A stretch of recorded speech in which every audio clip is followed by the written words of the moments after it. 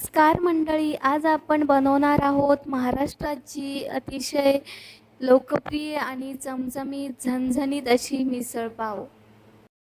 अगदी हॉटेलसारखी घरच्या घरी कमी साहित्यामध्ये मिसळ पाव कशी बनवायची हे आपण आज या व्हिडिओमध्ये पाहणार आहोत।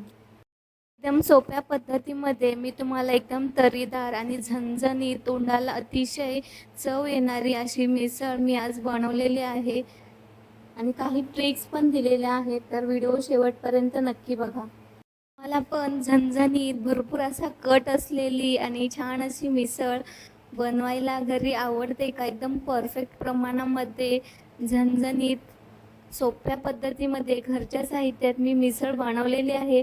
चला तर मग हा व्हिडिओ तुमच्यासाठीच आहे। अजिबात स्किप न करता व्हिडिओ शेवटपर्यंत बघा। व्हिडिओला सुरुवात करूया। मिसळ बनवण्यासाठी इकडे मी मोड आलेली मटकी घेतलेली आहे आणि छान अशी स्वच्छ धुवून घ्यायची आहे। तर इकडे मी चांगली मटकी धुवून घेतलेली आहे आणि थोडंसं आलं आणि लसूण पेस्ट करून घेतलेली आहे आणि कुकर ठेवलेला आहे आणि 2 चमचे तूप घालायचं आहे आणि अर्धा चमचा हळद घालायची आहे। तर ह्या ट्रिकने तुम्ही मटकी शिजवून घेतली तर अजूनच चवीला छान लागते। तर हळद टाकल्यानंतर मटकी घालायची आणि आलं लसणाचं पेस्ट घालायची, थोडंसं मीठ घालायचं, चांगलं हलवून घ्यायचं आणि हलवून झाल्यानंतर एक अर्धा ते 1 ग्लास पाणी घालायचं आहे। तर हव्या त्या प्रमाणामध्ये तुम्ही पाणी घालू शकता।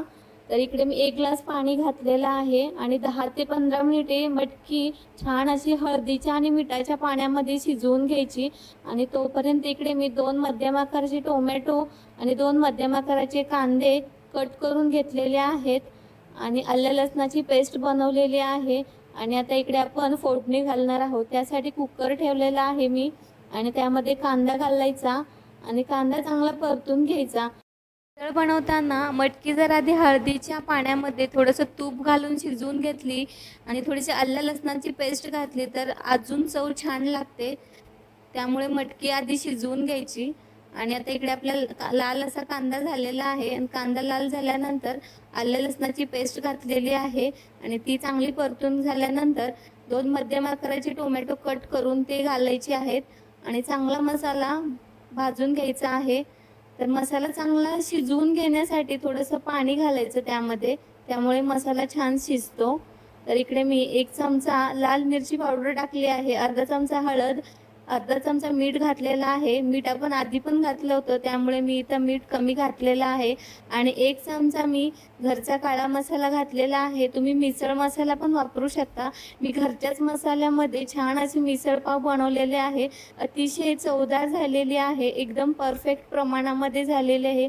तुम्हाला जर मिसळ पाव मसाला वापरायचा असेल तर वापरू शकता। तर इकडे छान असा मसाला पाणी घालून मी इकडे शिजवून घेतलेला आहे। बघू शकता किती छान अशी तर्री सुटलेली आहे। जोपर्यंत मसाला आपण शिजवून घेतो तेव्हा जोपर्यंत तेल सुटत नाही तोपर्यंत पाणी घालून चांगला मसाला शिजवून घ्यायचा, जेणेकरून छान असं तेल सुटतं आणि तर्री येते आपल्या भाजीला।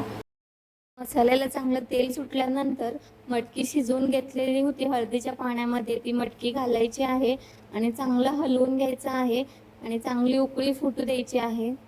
उकळी चांगली फोडायची आहे जेणेकरून छान असा आपला कट येईल भाजीला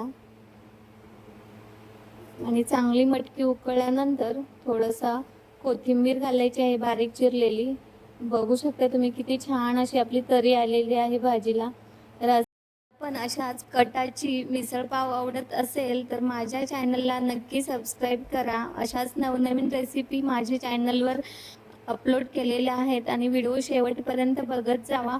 व्हिडिओ आवडत असेल तर लाईक करत जावा।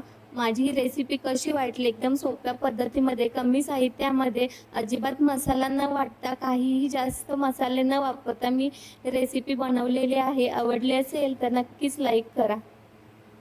त्याच प्रकारे आपली छान अशी मस्त कटाची मिसळ तयार झालेली आहे। तर इकडे मी छान असं ताट सजवलेलं आहे। तुम्हाला पण अशीच मिसळ पाव आवडत असेल तर नक्की एकदा मी बनवलेल्या पद्धतीने बनवून बघा आणि मला कमेंटमध्ये सांगा कशी झाली होती मिसळ। तर व्हिडिओ पूर्ण बघितल्याबद्दल धन्यवाद। चला तर भेटूया नेक्स्ट व्हिडिओमध्ये अशी छान अशी रेसिपी घेऊन। तोपर्यंत बाय बाय।